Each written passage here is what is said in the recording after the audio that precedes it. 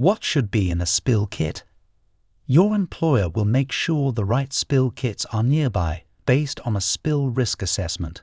The kit is chosen based on the types of liquids that could spill, how big a spill could be, and where you work.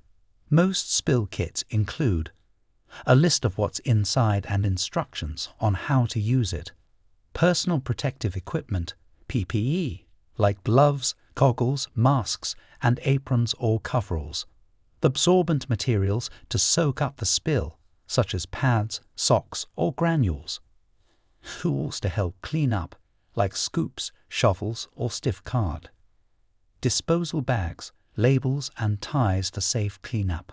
Some kits also include tools to block leaks or patch holes.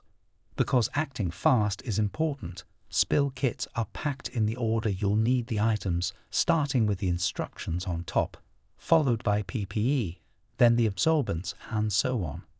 Let's look at these contents in a little more detail.